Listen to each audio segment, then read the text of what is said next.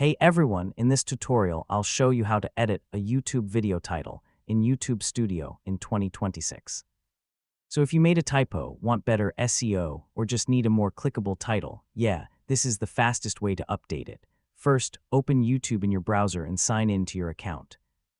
Then click your profile picture in the top right corner and select YouTube Studio. Once inside the dashboard, click the Content tab from the left side menu. This is where all your uploaded videos are listed.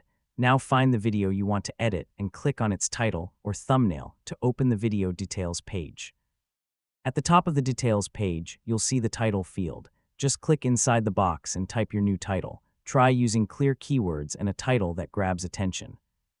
I mean, a strong title can really improve clicks and search visibility. Once you're done editing, click the Save button in the top right corner to apply the new title. Now refresh your YouTube channel or video page to make sure the updated title is showing correctly. And avoid using misleading titles just for clicks, because that can hurt viewer trust and watch time.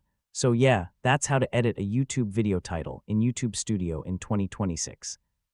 It only takes a few seconds, but it can make a huge difference in performance. Thanks for watching, and I'll see you in the next guide.